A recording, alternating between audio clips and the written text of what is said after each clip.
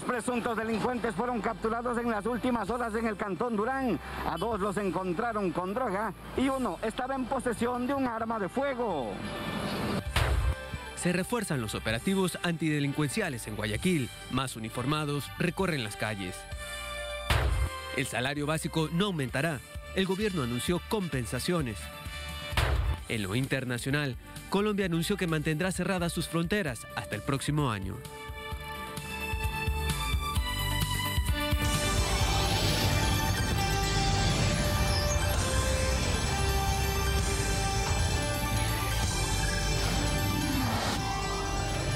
Siga en vivo todas nuestras emisiones a través de www.tctelevisión.com y nuestro Facebook en TC Televisión 10.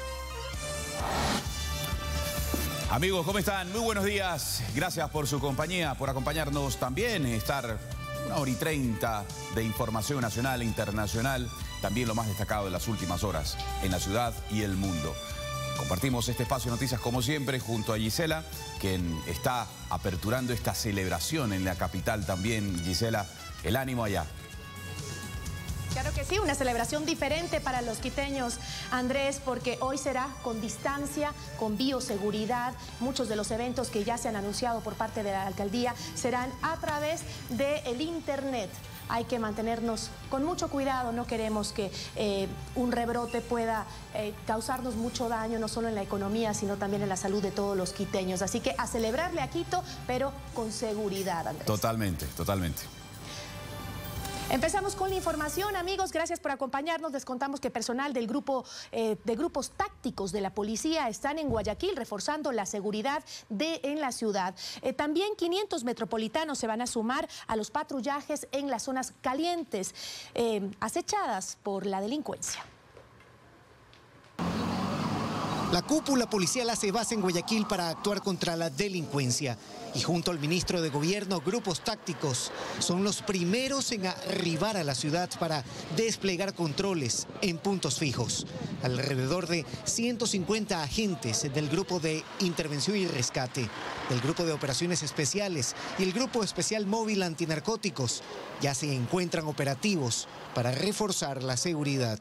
Fiscalía se ha comprometido a proporcionar 3 fiscales de manera permanente a este tipo de operativos a fin de que se puedan judicializar de manera oportuna las infracciones o delitos que se descubran en estos operativos. Más de 500 policías metropolitanos se sumarán a los patrullajes. El ministro Pazmiño dio el visto bueno para que el personal pueda usar armas no letales. Nosotros estamos prohibidos por Constitución de tener armas letales, pero acabo de hablar con el señor ministro para que nos autorice el uso de armas no letales y él ha dado su consentimiento. Gas, por ejemplo. Además, se establece un plan de acción que contará con mesas de trabajo y el objetivo es que el comité sea permanente. Reuniones que abordarán el manejo de la data de la policía, del ECU 911 y de otras instituciones de indicadores de impacto en la seguridad ciudadana.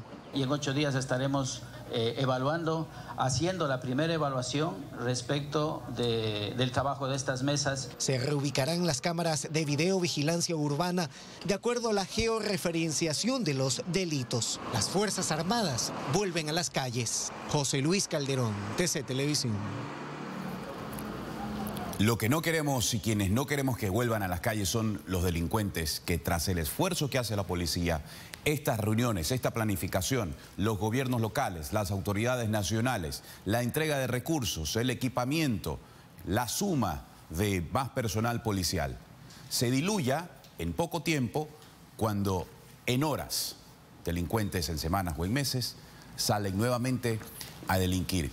Estos encuentros que son plausibles y que deben de seguirse realizando, como se ha advertido de parte de la autoridad, el ministro de Gobierno, se realicen de manera periódica, deben incluir sin lugar a dudas a representantes de la Fiscalía, a representantes de la Judicatura, a representantes de la Asamblea, en donde duermen, descansan por meses y por años proyectos que van en beneficio del delincuente y no en beneficio del ciudadano.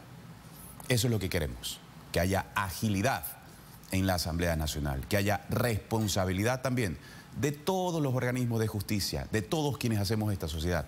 El involucramiento no solamente de quien debe resguardar la seguridad, que es la policía llamada a la fuerza pública junto a las Fuerzas Armadas, es también de todos sus actores, en las diferentes esferas. Es la única forma en la que coordinadamente se va a lograr desechar este mal que tanto nos aqueja y que por poco y que nos sigue quitando la vida a muchos. Vamos con más noticias. El salario básico unificado se mantendrá en $400 para el 2021. Así lo confirmó el ministro de Trabajo, Andrés Ich, tras aplicar una fórmula técnica, dijo. El gobierno anunció la entrega de 2 compensaciones, de $60 y $100 para enero. Es la primera vez que no se dará un incremento del salario básico unificado, pero sí se brindarán compensaciones económicas por una ocasión para 2021. Esto fue anunciado por parte del ministro de Trabajo este 30 de noviembre, luego de que el Consejo Nacional de Trabajo y de Salarios no llegó a un acuerdo. Nos han dado las cifras actualizadas, nos dan cuenta de una inflación proyectada de menos 1,01%. A lo cual se le tiene que sumar el menos 0,73% de inflación proyectada para este año. Por lo tanto, de acuerdo a lo que establece el Código del Trabajo, no hay la posibilidad de incrementar el salario básico unificado para el año 2021. ¿Pero cuáles serán las compensaciones? El presidente lo anunció. Para compensar la difícil situación económica de 2020, otorgaremos 2 compensaciones en enero de 2021. Quienes perdieron su empleo durante la pandemia y no lo han recuperado recibirán $100 por una vez. Quienes se ganan el salario básico unificado recibirán $60 por una vez. Estos recursos sean depositados en las cuentas individuales de cada una de estas personas en la Seguridad Social.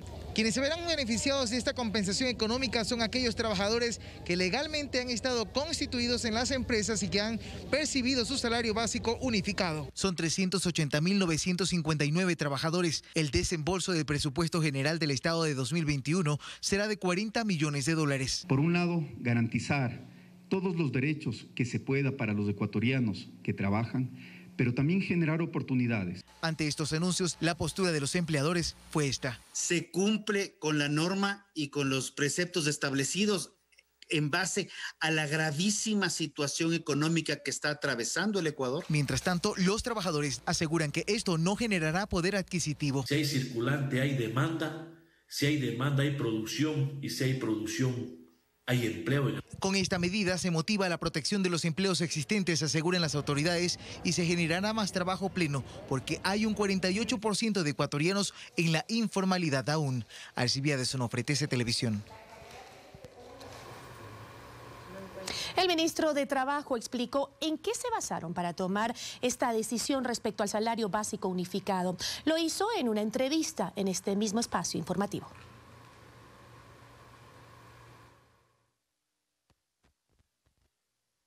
La inflación por causas de la pandemia y además de la crisis económica producto de la pandemia es negativa para el próximo año. Por lo tanto, lo que ha buscado el gobierno nacional es, ante esta realidad, una compensación que pueda equipararse a lo que hubiera implicado un incremento en el salario. Compensación que se pagará a comienzos del próximo año y que le servirá a los ecuatorianos para poder tener un alivio. No solamente a los que ganan el salario básico, y eso creo que es importante, Andrés. El 4.8% de los ecuatorianos gana el básico.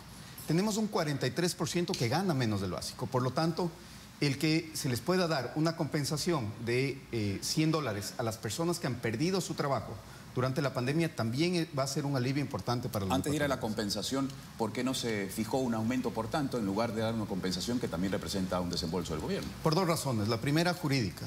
La ley, el Código del Trabajo establece esta obligatoriedad de fijar el salario de acuerdo a la inflación. Ante una inflación negativa no puede haber jurídicamente un incremento. Y la segunda razón es la siguiente. Hay una serie de empresas, de pequeños negocios, de micronegocios, pensemos en la tienda de barrio, la panadería, etcétera, que están en este momento absolutamente agobiados con las consecuencias de la crisis económica y las consecuencias de la pandemia. Por lo tanto, el gobierno lo que va a hacer es asumir esa responsabilidad con una compensación equivalente a lo que sería un incremento darle un alivio al sector productivo para que genere más contrataciones, se eviten pérdidas de trabajo y podamos tener un equilibrio entre oportunidades y garantizar derechos. Una nueva orden de prisión contra el ex ministro de Deportes del correísmo. Se la contamos enseguida. Los detalles.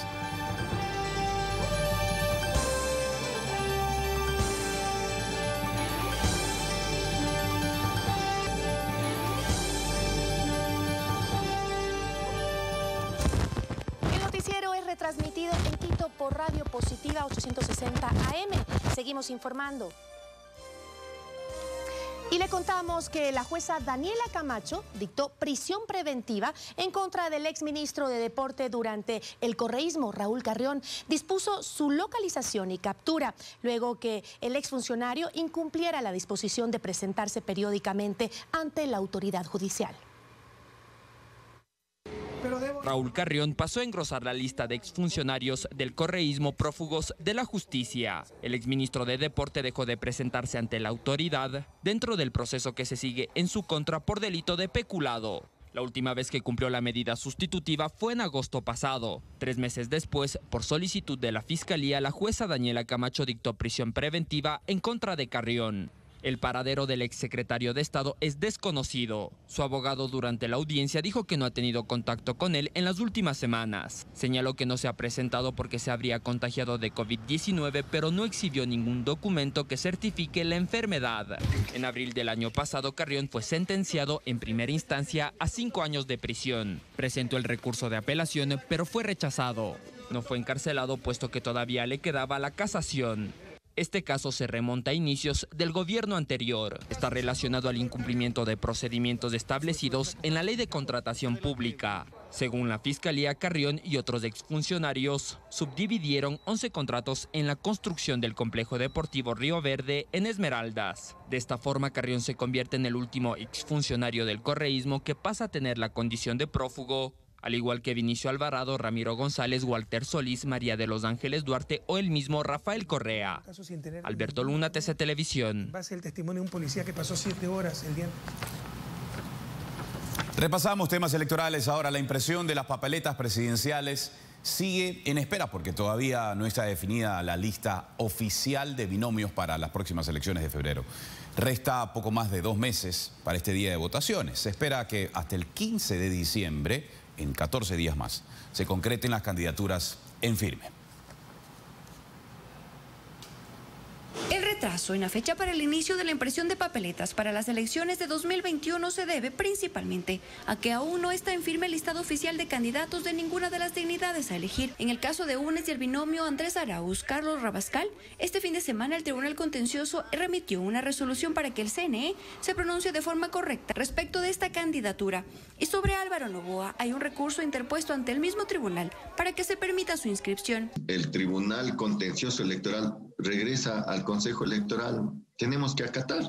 El CNE había previsto el inicio de impresión de papeletas para esta primera semana de diciembre, pero esto no podrá darse, pues para ello los listados de candidatos deben ser oficiales. Y a mi criterio, sí, el Tribunal Contencioso Electoral cometió muy serios errores. El director de la Escuela de Derecho de la UID y analista electoral Esteban Ron habla de las consecuencias que este retraso puede traer. Porque si hay fechas preestablecidas en el contrato, esto va a traer repercusiones y responsabilidades administrativas al CNE. Solicitamos un pronunciamiento al Instituto Geográfico Militar, donde se hará la impresión de papeletas. Desde el Departamento de Comunicación se nos informó que se pronunciarán una vez que el proceso esté encaminado. Karen Aro, TS Televisión. 7 de la mañana con 22 minutos. Un acuerdo fue firmado por representantes de organizaciones políticas para evitar, en lo posible, el desarrollo de concentraciones masivas durante la campaña electoral. Se busca frenar las aglomeraciones y la propagación del COVID-19. En Quito, la capacidad hospitalaria se mantiene al límite. Todos los detalles de una balacera en una peluquería en instantes en el noticiero. Acompáñenos.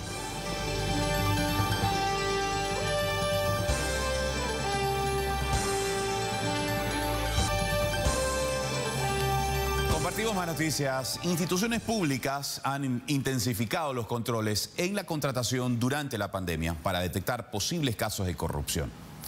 El CERCOP ha identificado 271 contrataciones con problemas. La Contraloría, por su parte, ha emitido 34 informes con indicios de responsabilidad. Y la Fiscalía ha iniciado investigaciones en 157 casos.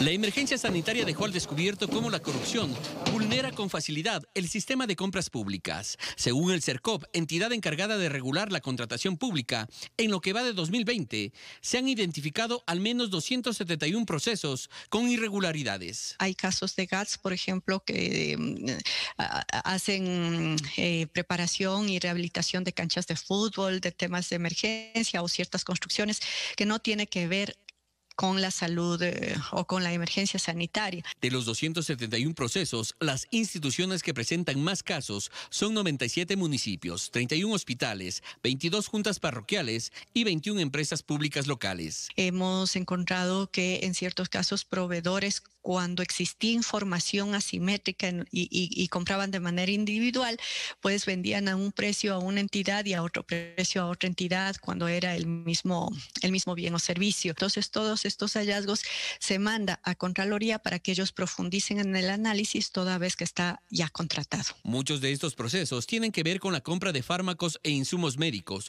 pero con esta notificación la Contraloría iniciará procesos de auditoría para determinar responsabilidades.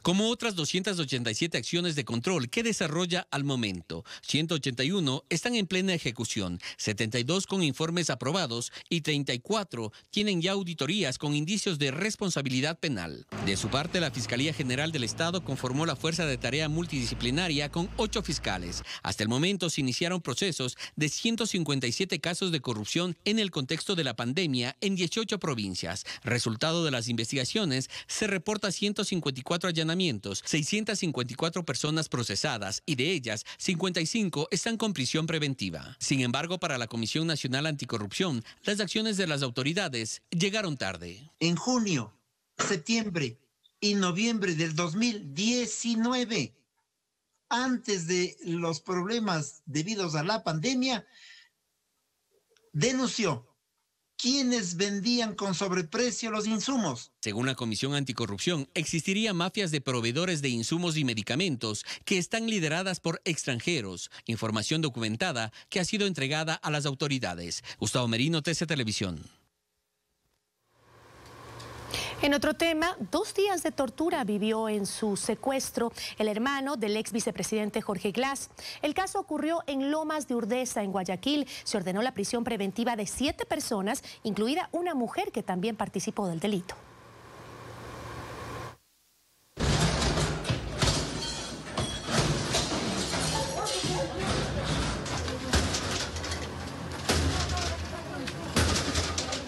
Tres allanamientos y 7 personas detenidas por estar relacionadas con el secuestro de Heriberto Glass la semana pasada. En la audiencia de formulación de cargos se les ordena prisión preventiva. La misma que estuvo debidamente motivado, por lo tanto quedaron detenidos 7 personas, 6 varones y una mujer. Cada quien cumplió un rol importante en su actuación que la Fiscalía tenemos bien identificado. La propia víctima contó a la Fiscalía y a la policía cuáles fueron los momentos más críticos en cuanto a este secuestro que duró cerca de 48 horas. 2 personas lo interceptan en una moto y otros en un carro. Para bajarlo, un sujeto lo golpea con un casco en la cabeza y un puñetazo en el rostro. Lo suben en otro vehículo y le embalan la cabeza con cinta y le tapan la boca con un trapo mojado para evitar que grite. Estuvo en un baño de 2x2, encadenado y amarrado, siendo amenazado constantemente. La información salía desde el mismo entorno familiar y amistades que tenía el señor Glass. Con esto nos quiere decir que la información, inicialmente hubo un estudio previo del señor Glass, la ruta que tenía, y por lo cual con esto se generó en Lomas de Urdesa la interceptación del señor y posterior el traslado a los lugares de cautiverio. Se pidieron $400.000 por el rescate. Incluso mandaron su audio a uno de sus hijos para comprobar que estaba vivo.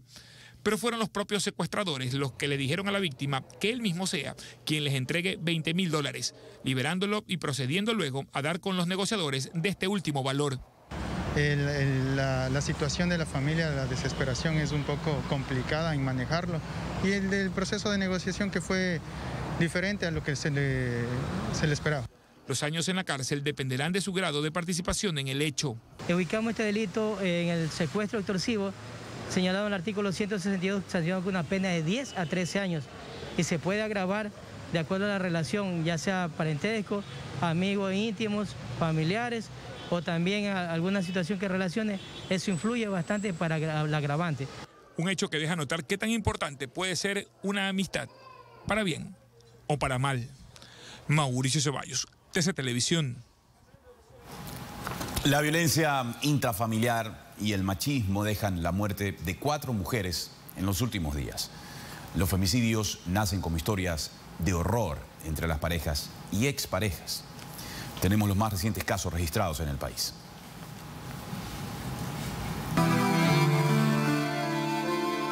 ¿Cómo es que un hombre puede matar a una mujer a quien le juró amor?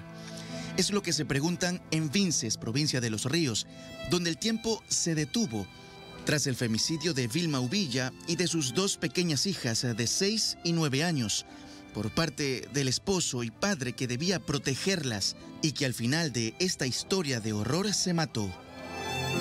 Quienes lo conocían, como Rosa Benavides, sabían que este matrimonio de casi 10 años tenía problemas, pero aún así no pueden creer lo que sucedió el jueves anterior.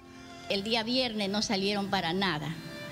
Yo sí dije como a las 8 de la noche el día viernes, no, mi bonita, porque así yo llamaba a la chica.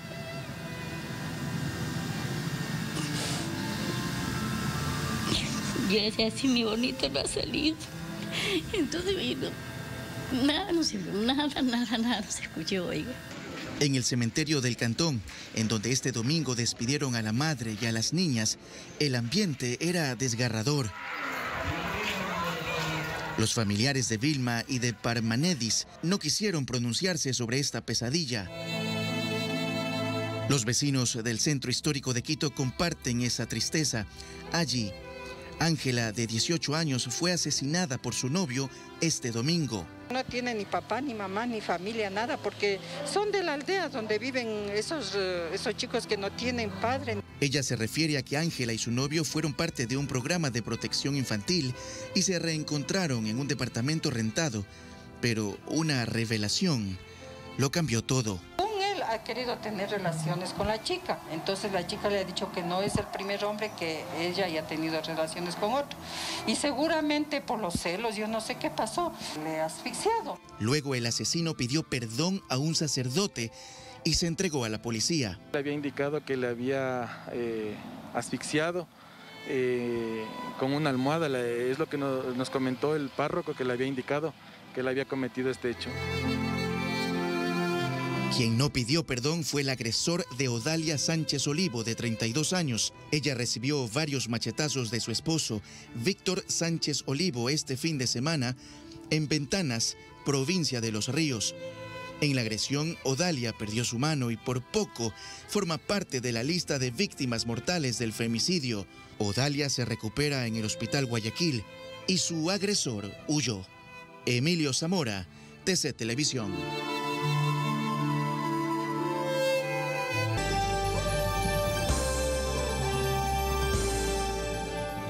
7 de la mañana con 42 minutos, hacemos un enlace en vivo con Santiago Naranjo, que se encuentra en Guajaló, esto es en el sur de Quito. Allí los moradores se quejan porque pues simplemente el transporte público no llega a la zona. Santiago, ¿cómo estás? Te escuchamos.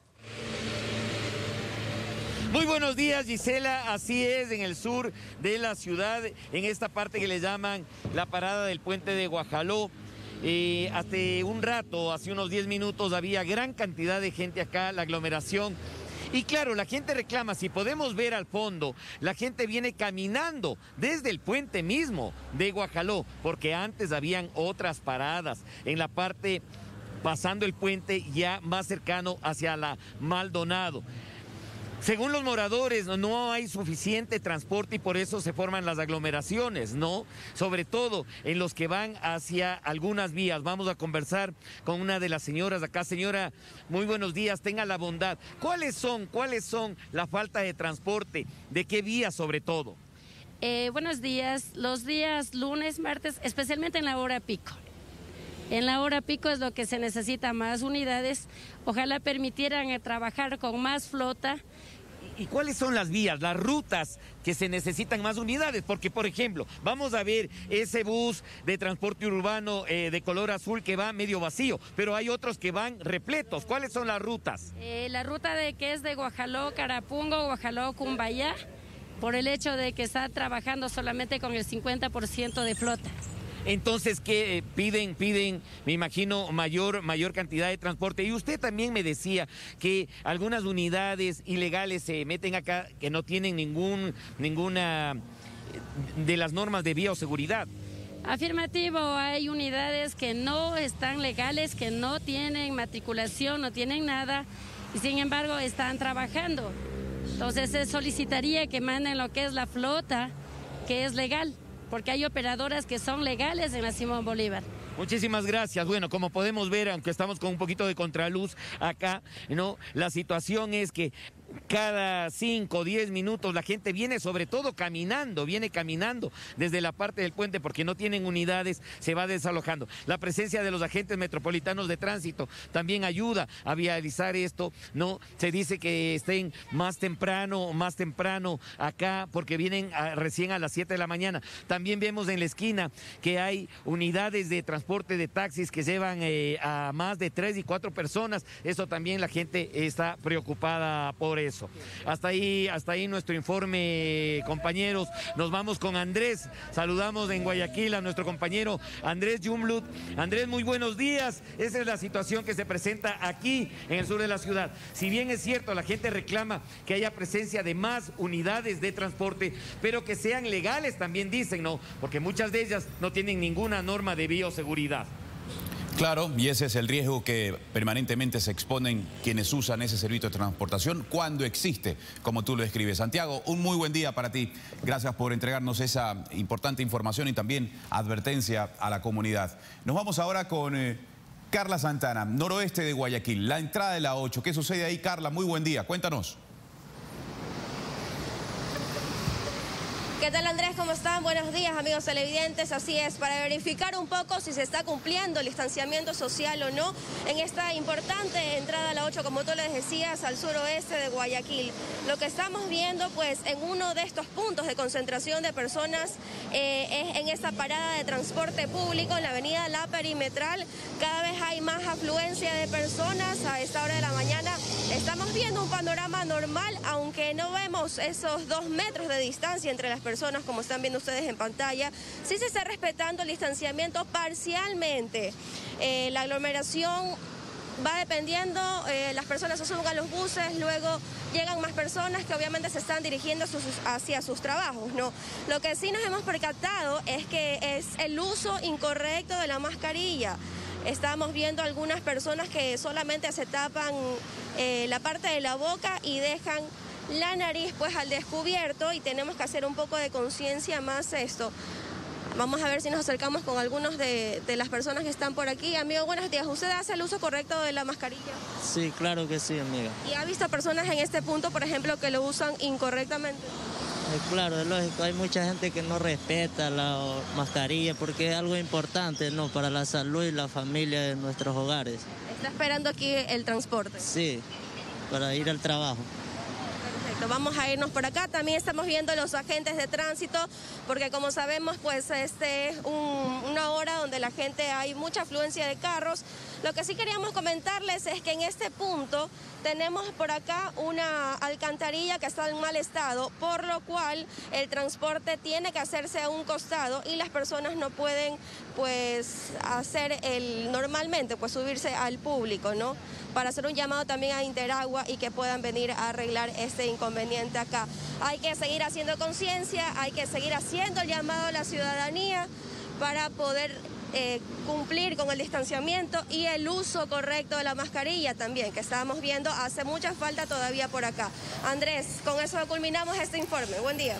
Gracias, Carla. Muy buen día para ti, no solamente a quienes esperan el bus, las unidades y quienes transitan en la vía pública, sino a quienes se suben también dentro de las unidades, que seguramente tú lo has podido observar ahí, Carla, de los pasajeros que están en las diferentes unidades, tanto si el chofer se está preocupando por pedirles el uso de la mascarilla y que también los pasajeros la utilicen. ¿Qué has podido observar en esas unidades de transporte? ahí viene en un bus, ahí viene un... Bueno, han pasado algunos, cuéntanos. Estamos viendo, justamente estábamos viendo si se cumple el aforo de las personas y realmente, claro, a la subida de la ciudadanía, cuando ingresan al transporte urbano, es cuando vemos que no se está cumpliendo el distanciamiento. Obviamente sabemos que hay tráfico, sabemos que están los agentes que les dejan un tiempo específico para cada uno, pero también pues la gente tiene que respetar un poco. En ese instante, cuando se suben al bus, es cuando vemos que no se cumple el distanciamiento y pues se suben un poco rápido, ¿no? Sí, ahí es cuando están subiéndose, como tú lo describes, de manera rápida y con seguridad, excediendo el aforo permitido en cada una de las unidades. Ahí están. Claro, es un problema que se ha presentado a lo largo de toda esta pandemia. La facilidad para transportarse, y mientras le restringen el aforo a cada una de las unidades, otras se van saturando porque se necesitan transportar los usuarios ahí. En esa zona muy concurrida y utilizada también de manera del transporte público ahí, Carla.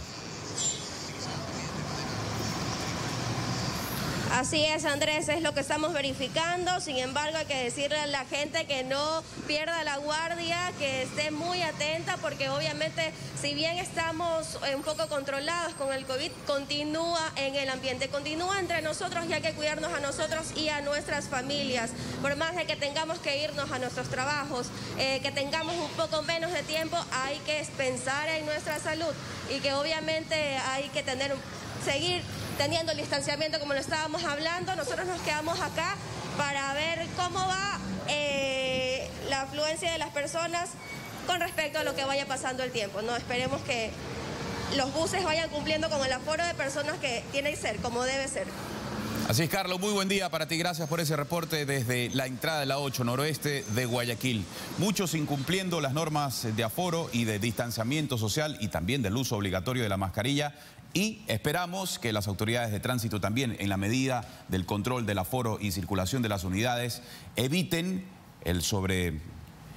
la sobrepoblación en cada una de las unidades, como está establecido por el COE cantonal. Tenemos más noticias a esta hora con Mauricio, porque hay una captura que se produjo en la capital, Mauricio, de unos sospechosos, delincuentes y extorsionadores. Cuéntanos eso.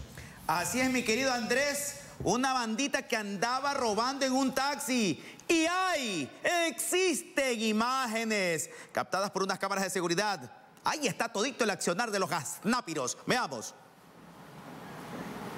Ingresaron fingiendo ser clientes, luego que son desinfectados e incluso usar el gel antibacterial, sacan un arma y llevan a las empleadas de una óptica a otro ambiente para robar sus pertenencias. Este video, registrado el 27 de julio, fue el punto de partida de una investigación policial que culminó con la captura de los delincuentes. Se logra identificar un vehículo tipo taxi y 2 ciudadanos que en actitud sospechosa merodeaban el sector.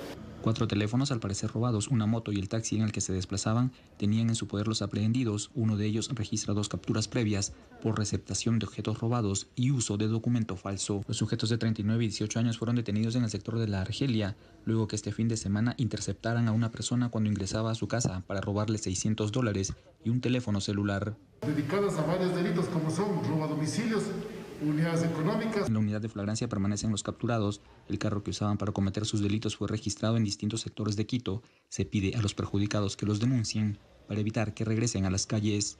Fernando Escurra, TC Televisión.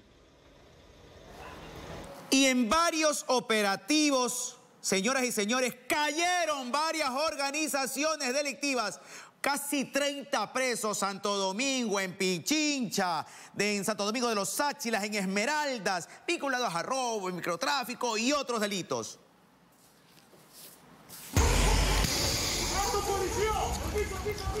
Así comenzó el operativo Mega Mercurio, que permitió a la policía dar un golpe a la delincuencia, capturando a ecuatorianos y extranjeros responsables de varios delitos. Hemos logrado desarticular 11 organizaciones delictivas, quienes se dedicaban a diferentes modalidades de delitos: posesión de armas, asalto y robo, tráfico de sustancias estupefacientes. Más de 100 policías de unidades de élite ejecutaron 13 allanamientos que permitieron recabar indicios y evidencias de los delitos que se investigan.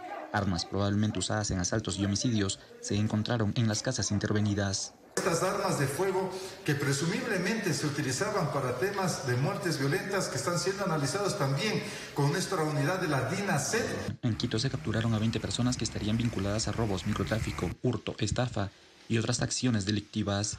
Desde el 23 de octubre se ha desarticulado 68 grupos delictivos.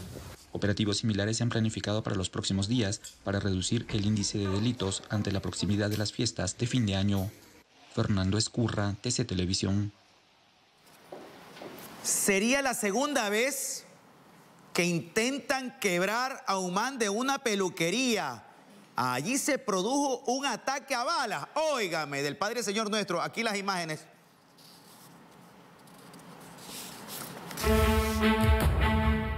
La calma terminó en esta peluquería cuando desde un vehículo negro se bajó un hombre y desde afuera del negocio disparó a matar. Milagro de Dios, qué sé yo estaba de espalda. Justo a lo que él dispara, yo me moví, yo le quité, como decir, el ángulo de tiro. Porque el balazo que me pega en el hombro, fijándolo ahí, el sentado que está, le iba a la nuca. El proyectil, que dice no era para él, se le quedó atrapado en el hombro. Ah, sí, tengo que poner, hoy día voy a poner la denuncia para podérmela sacar porque si no, no me la sacan. Eso me dijeron en el hospital, que tengo que llevar la denuncia, solo me cosieron la herida de entrada y me dijeron que tendría que llevar la denuncia, un documento para que me la saquen a bala. El atacante disparó 3 veces, pero no cumplió su objetivo. Iban a asesinar al cliente, un joven de 21 años, y su madre confirmó que no es la primera vez que esto ocurre. El segundo atentado no sabemos aún, ya estamos en investigaciones porque todo esto es por barra, porque él es MLCista, o sea, a ellos no les importa nada entre barras matarse, entre ellos mismos, que siendo el mismo equipo de Barcelona se matan. Así mismito en el MLE son los mismos. El atentado se dio en una peluquería ubicada en la avenida Domingo Comín, en la cooperativa Rosa Aguilera, una zona muy conflictiva por la venta de drogas. El Distrito Sur en Guayaquil es el más peligroso de todo el Ecuador. El comandante de la policía que resguarda esta zona se refirió al número de muertes violentas que se van registrando a lo largo del 2020. Bueno, hasta ahora tenemos un registro de 62 muertes violentas en este sector y especialmente la mayor concentración se da en el sector del Guasmo. Más de 360.000 personas viven en este distrito, cuya población se puede comparar con la de Durán, Puerto Viejo o Machala. Por eso, los operativos se han incrementado. Nosotros lo llamamos Distrito Sur, comprenden algunos barrios. Venimos desde el Centenario, Floresta, Siete Lagos, Bananeros, tenemos todos los Guasmos. La última muerte registrada en este distrito fue la de un guardia de seguridad hace apenas 4 días. Emilio Zamora, TC Televisión. Y les recuerdo, señoras y señores, no está bien, pero sí vale la pena. A mí me tiraron patas arriba ahí en la cooperativa Unión Bananeros hace varios años, en una cobertura, 9 de la mañana, hora de misa, domingo. Patas arriba, aflójate con todo. Ahí está con camarógrafo, en cobertura, señoras y señores. Después de una plomiza en que una niña salió afectada con unas esquirlas de bala en la cabeza. No te respetan nada, que sí que eres periodista, ni Caterva, ni Andrés, ni nada. Que te cogen, te cierran y chao. Seguimos informando, señoras y señores. 8 presuntos pillos fueron capturados en Guayaquil, Durán y Santa Elena. Tenían armas, tenían drogas, motos robadas. Veamos. En el mirador del Cerro Las Cabras, centro del Cantón Durán, fue apresado un presunto microtraficante que intentó evadir el operativo de la policía, llevando consigo 13 fundas de heroína. Otro presunto microtraficante fue capturado en la 4ª etapa de la ciudadela El Recreo, en posesión de 16 fundas de marihuana y otras evidencias.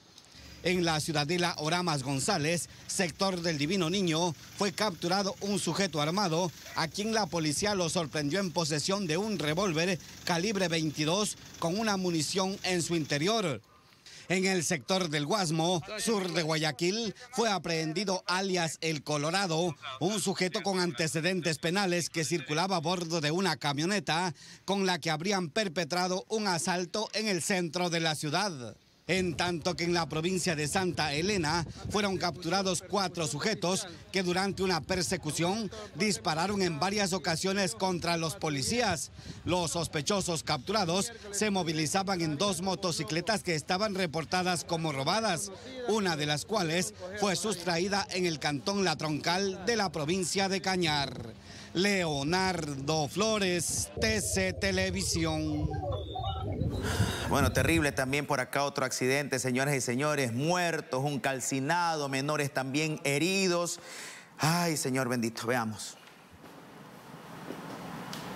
Aún desconcertados por la noticia, los familiares de Jean-Paul Gaibor Zamora, de 26 años, no asimilan la muerte del joven que falleció calcinado en el interior de su automóvil tras chocar frontalmente con un taxi en la vía Babahoyo-Montalvo en la provincia de Los Ríos. Él siempre viajaba, él iba y venía, como por esto de la pandemia no había muchos carros por allá, entonces él viajaba en su carrito. A lo que yo veo que dice que el carro se accidentó, que mi hijo se accidentó, yo cojo y lo timbro, él ya no timbró. ¿No lo podía creer? No lo podía creer, no, yo no, y todavía no creo que es verdad, oiga. Sí. No puedo hablar más. Gaibor era infante de Marina en servicio activo desde hace 7 años. Había salido franco y viajaba desde Esmeraldas hacia su cantón natal Montalvo, pero a menos de 10 minutos de la casa de sus padres ocurrió el siniestro. A mí me avisó el papá de él porque nosotros vivimos en Milagro. Yo soy de Milagro y nosotros vivimos allá.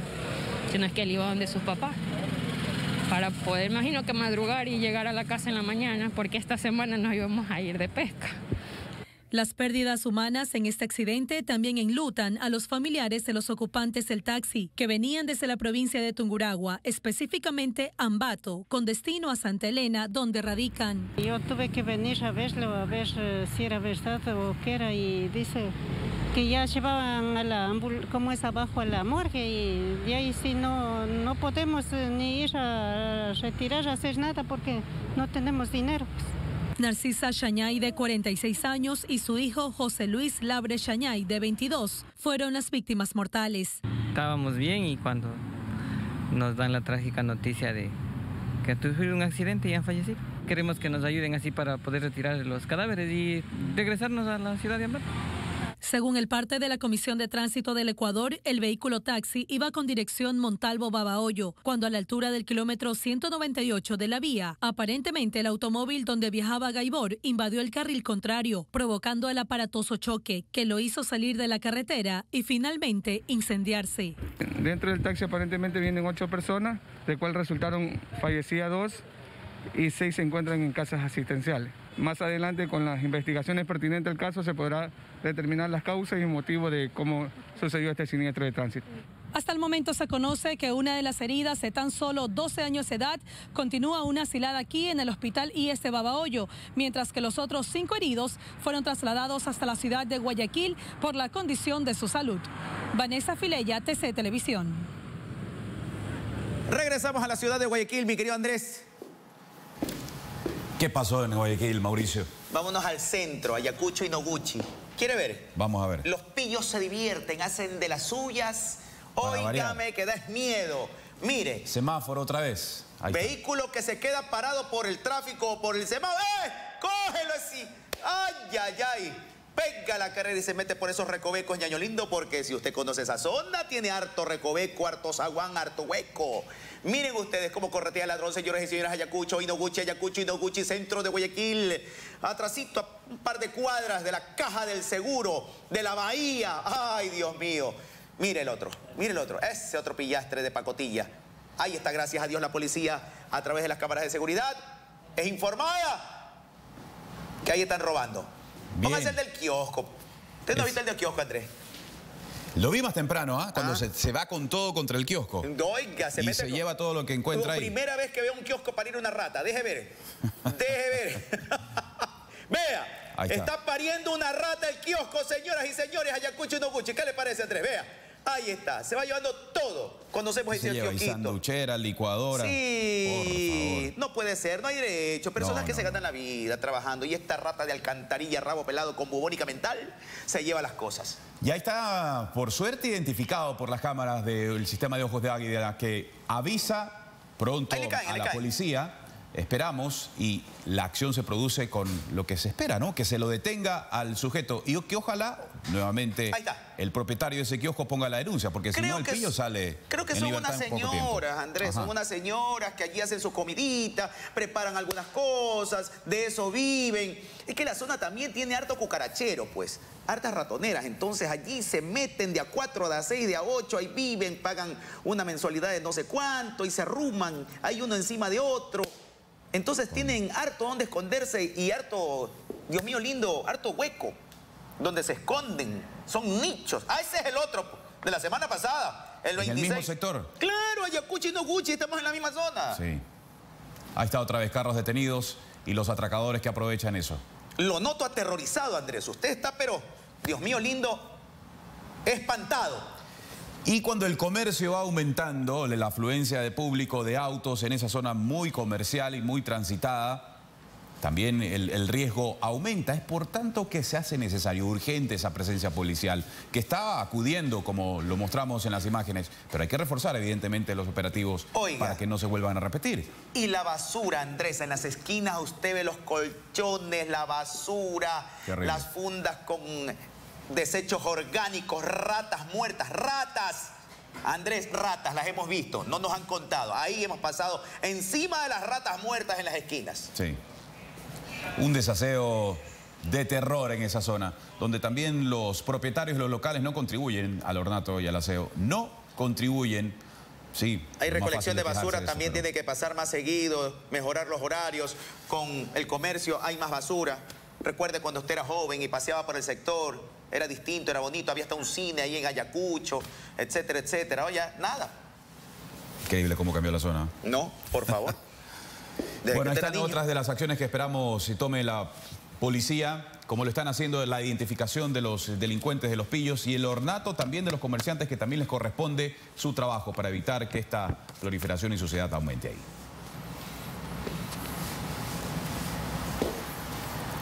Gracias. Esa es la información en Sucesos. Estos hechos ampliados durante la mañana también en Despiértese, y que se los reproducimos para que vayamos identificando claramente cuál es lo que las acciones policiales que tienen que hacer y, como lo decimos, las acciones en colaboración con la ciudadanía. Tenemos más con Gisela. Bueno, la familia de TC, Gisela, celebra por todo lo alto los 486 años de fundación de San Francisco de Quito, nuestra querida capital. Así es, Andrés. La homenajeamos con un hermoso video lleno de música, paisajes y, por supuesto, el cariño de todos nuestros compañeros. Y, por cierto, te vi bailar muy bien y muy contento, ¿eh? Así es, claro, hay que festejar a la ciudad. Claro que sí. Soy la montaña, la playa, la selva. Soy mi bandera, mi tierra, mi lengua. Soy mi familia, mi barrio, mi escuela. Soy como soy, esa es la diferencia.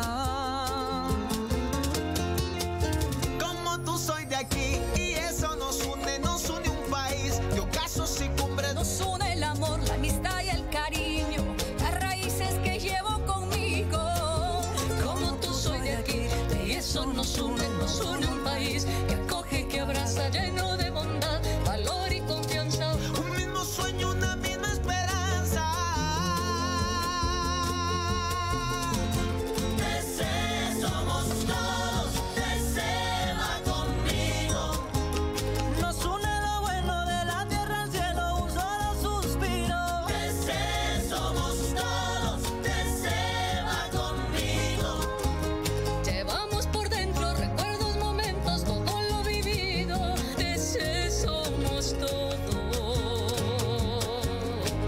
TC va Que viva Quito, la carita de Dios.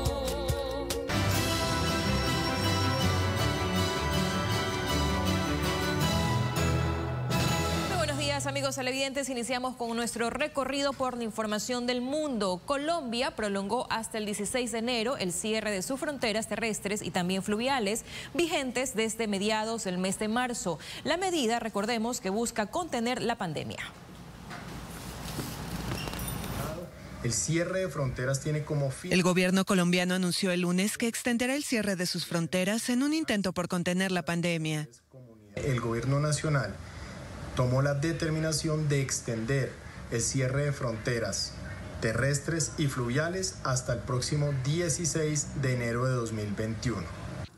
El cierre de los pasos fronterizos, terrestres y fluviales fue decretado el 16 de marzo, 10 días después de que se detectara el primer caso del virus en el país. Colombia tiene conexión terrestre con Brasil, Ecuador, Panamá, Perú y Venezuela. Quedan exceptuados las situaciones o los casos de fuerza mayor, caso fortuito, la situación de emergencia humanitaria para aquellas personas que deban ingresar o salir de territorio nacional y, por supuesto, carga y mercaderías. Fuertemente golpeada en su economía, Colombia relajó en septiembre el confinamiento estricto que impuso el 25 de marzo, aunque el virus sigue circulando. A mediados de ese mes también se reabrieron los viajes comerciales. Colombia es el tercer país con más casos de coronavirus en América Latina y el Caribe y el cuarto con mayor cantidad de fallecimientos en la región.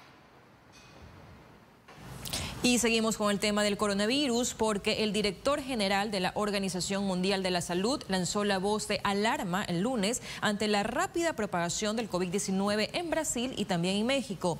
Se exhortó a las autoridades de ambos países a asumir el tema con responsabilidad. La Organización Mundial de la Salud lanzó una nueva advertencia este lunes ante la rápida propagación del COVID-19 en Brasil y México. El número de casos y muertes en aumento en México es muy preocupante.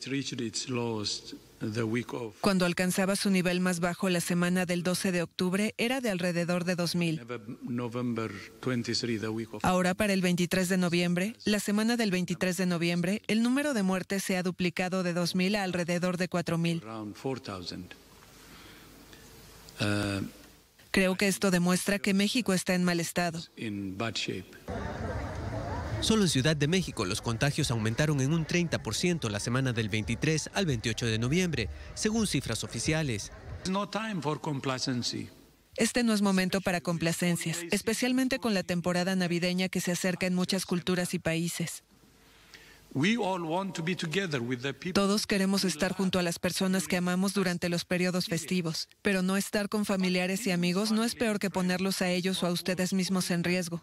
Durante la rueda de prensa quincenal, la organización aseguró que la situación de Brasil también es preocupante y que debe de tomárselo muy en serio, mientras que el presidente Jair Bolsonaro niega la gravedad de la enfermedad y la semana pasada adelantó que no se vacunará. El gigante sudamericano había logrado reducir casi 2/3 el número de casos desde el pico en julio. Sin embargo, durante la semana del 26 de noviembre se llegó de nuevo a los 218.000 contagios por semana. Brasil es el segundo país más enlutado del mundo por la pandemia, con más de 170.000 fallecidos, solo por detrás de Estados Unidos, según la Universidad Johns Hopkins. David Ruiz, TC Televisión. Cifras realmente preocupantes, amigos televidentes. Cambiamos ahora totalmente de tema para contarles que más de 4.000 habitantes fueron evacuados después de la erupción del volcán Lewotolo en Indonesia, que proyectó una columna de humo y también cenizas a más de 4 kilómetros de altura. La erupción del volcán Lewotolo obligó a la evacuación de miles de personas en Indonesia. Una columna de humo y cenizas se elevaba el lunes a 4 kilómetros de altura. El organismo de gestión de los riesgos geológicos y volcánicos elevó el estado de alerta a su segundo nivel y la zona de prohibición se amplió de 2 a 4 kilómetros alrededor del cráter. Se trata de la primera erupción de envergadura desde 2017 de este volcán, situado en el sur del archipiélago del sudeste asiático. Aunque no se registraron heridos ni daños, las autoridades recomendaron a los habitantes que se protegieran de las cenizas volcánicas y de las posibles emisiones de gases. El aeropuerto local fue cerrado temporalmente y se suspendieron varios vuelos. En Indonesia hay unos 130 volcanes activos debido a su posición en el cinturón de fuego, una de las 3 zonas de actividad sísmica más importantes del planeta. Y continúan las protestas en Francia, así es, como lo estamos diciendo, porque no han cesado desde que se anunció un proyecto de ley. La propuesta, llamada Seguridad Global, propone impedir la grabación y difusión de imágenes de policías y también de gendarmes, esto durante sus operaciones. Debido a los enfrentamientos en los que más de 30 uniformados han resultado heridos, las autoridades francesas dieron marcha atrás en su propuesta y anunciaron la derogación de la ley. De acuerdo a fuentes oficiales, se conoce que más de 130.000 personas se han sumado ya a las marchas en distintas ciudades de esa nación europea.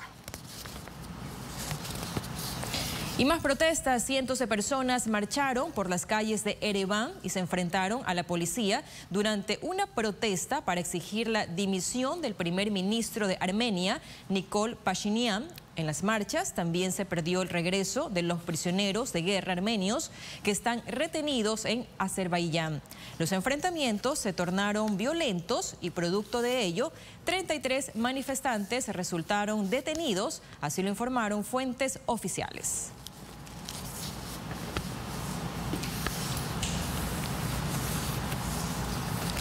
Hasta aquí la información del mundo, amigos televidentes. Nos vamos a una breve pausa, pero enseguida volvemos con más información y, por supuesto, con deportes. Soy la montaña, la playa, la selva. Soy mi bandera, mi tierra, mi lengua. Soy mi familia, mi barrio, mi escuela. Soy como soy, esa es la diferencia. Soy de aquí y eso nos une un país. Y ocasos y cumbres. Nos une el amor, la amistad y el cariño, las raíces que llevo conmigo. Como tú soy de aquí, y eso nos une un país que acoge, que abraza, lleno de bondad, valor y confianza. Un mismo sueño, una misma esperanza. Ese somos todos.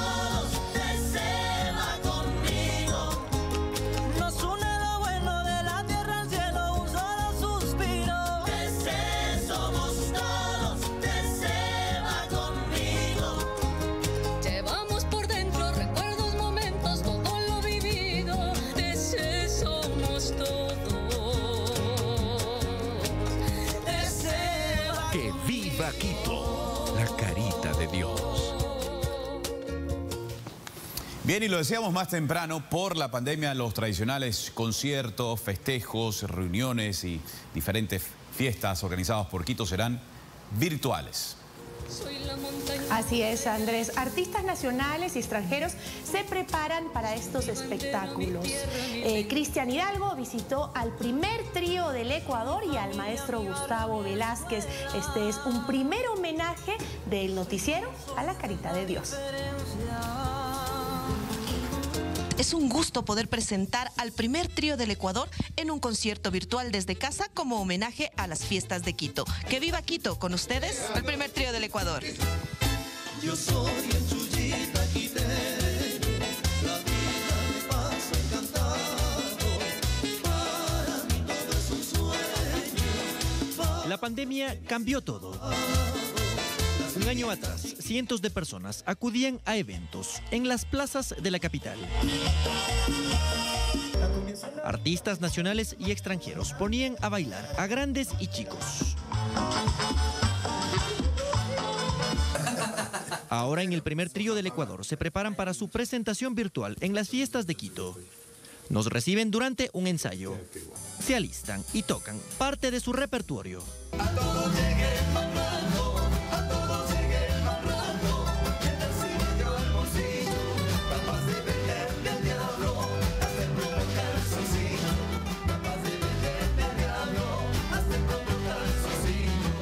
Extrañan sentir el calor del público. ese calor que los quiteños expresan cuando se trata de festejar a su ciudad. Tenemos la fe, la confianza en Dios de que pronto nos volvamos a encontrar para cantarnos presencialmente y entregarles lo que sabemos hacer con público. La cámara es un intermediario entre el público y nosotros, claro que sí, pero bueno, nos hemos adaptado bien. Nos dábamos el tiempo, ¿no, Jorgito?, para ir de un escenario a otro escenario. Cuando habían pues los barrios que ponían un escenario en cada barrio, acabábamos de uno, corre a otro. Muchos dicen que no se puede hablar de fiestas de Quito sin la música del maestro Gustavo Velázquez. Pasando el puente de piedra del Machangara llegué hasta Chimbacalle, en donde está la guambra que quiero con toda fe. Junto a su esposa armaron un pesebre que sin problema podría participar en un concurso. Él también, en otras circunstancias, estaría alistando una agenda extensa de conciertos. Por el momento, asistirá a uno de manera virtual. Llegar al corazón de la gente, llegar a la alegría de la gente en sus casas, hacerlos bailar como nunca se ha sucedido. Cuenta como anécdota que años atrás, durante un evento por fiestas de Quito, en el Colegio Mejía, tuvo que saltar una pared para poder salir. Le cerraron las puertas para que siga cantando. Las palmas fuerte, digo yo, y están conmigo. Los artistas saben que es momento de invitar a la gente a que se cuide. Por eso ofrecen entregar todo en sus conciertos virtuales. Firmes. Yo soy el Chuyita quiteño, la vida me paso encantado. Cristian Hidalgo, TC Televisión. Bajo este mi cielo amado. Unas fiestas distintas las que viviremos los quiteños, pero con todo el mismo amor que hemos tenido siempre hacia la carita de Dios y protegiendo a los que más queremos, a nuestra familia y a nuestra comunidad, que es lo importante. Bueno, y por otro lado le contamos que en Guayaquil se presentó el libro Lo que mis ojos vieron, crónicas de un médico en la pandemia, que narra las experiencias de enfrentar los días más difíciles de la emergencia sanitaria. El autor es el doctor Juan Carlos Aveiga Parra. Bien, como un tratamiento totalmente descontrolado y deficiente, calificaron los fiscales en los primeros estudios del análisis de la situación de Diego Armando Maradona. Si viene mucho en este tema. Con esto nos despedimos. Felicidades, amigos. Muchas gracias. Buenos días. Muchísimas gracias, Vito, y también a ustedes, amigos televidentes, por habernos acompañado. Que tengan una buena mañana y continúen con un buen día. Para ti también, Andrés, una buena mañana. Igualmente, para todos, un abrazo.